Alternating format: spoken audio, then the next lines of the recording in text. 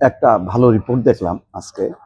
সেটা হচ্ছে প্রতিমন্ত্রী সময় মতো চলে গেছে ভূমি অফিসে, যে দেখেন যে কোনো কর্মকর্তা কর্মচারী নেই, তিনি বারান্দায় বসে আছেন। একটা ভিডিও দেখছিলাম কোন একটা চ্যানেলে, সেখানে তিনি কথাও বলছেন। এটা একটা ভালো উদাহরণ যে এই ঘটনার পর সারা দেশের নিশ্চয়ই ভূমি অফিসের কর্মকর্তা কর্মচারীরা, অন্যান্য সরকারি অফিসের কর্মচারীরা সতর্ক হবেন। একটা পরিপত্রও দেখলাম যে সকাল 9টায় অফিসে আসার পর 40 মিনিট বাধ্যতামূলকভাবে আগে টেবিলে বসতে হবে, এসেই হাজিরা দিয়ে কোথাও যাওয়া যাবে না।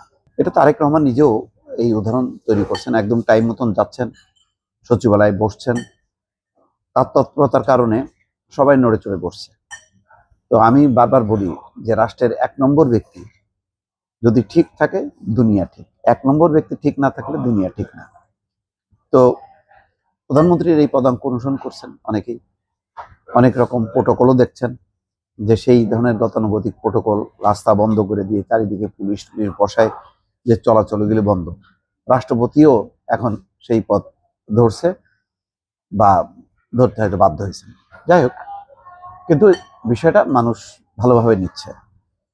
এখন আপনি কত ভালো কাজ করবেন আপনার, তার উপর নির্ভর করে আগে আপনার আচরণটা কেমন, যে আপনি আন্তরিক কিনা। এই যে ভূমি প্রতিমন্ত্রী কায়সার কামাল বসে আছে, বলছেন যে এই সময় নির্দিষ্ট সময়ের মধ্যে পরিচ্ছন্ন কর্মী ছাড়া আর কেউ আসেনি। কর্মকর্তা কর্মচারীদের বাকি সবাই কার্যালয়ে অনুপস্থিত ছিলেন, তাদের কক্ষগুলো তালাবদ্ধ ছিল। এর ফলে বাধ্য হয়ে কার্যালয়ের বারান্দায় রাখা চেয়ারে বসে অপেক্ষা করতে হয়েছে প্রতিমন্ত্রীকে।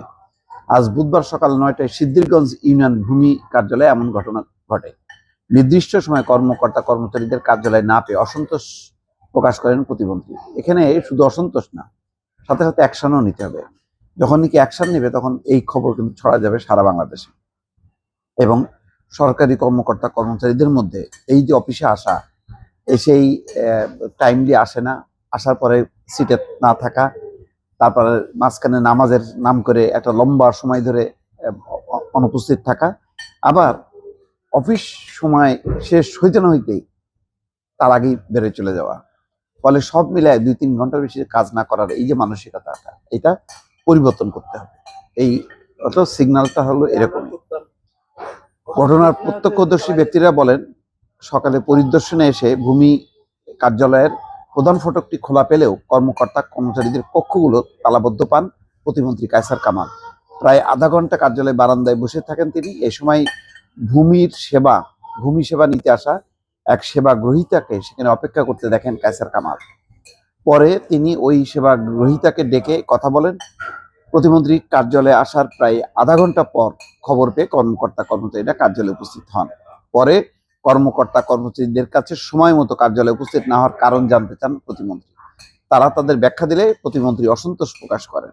কায়সার কামাল বলেন, সারা দেশে ভূমি অফিসগুলো নিয়েই প্রশ্ন আছে, অনেক অভিযোগ অনুযোগ আছে। যাই হোক, এটা একটা ভালো উদাহরণ।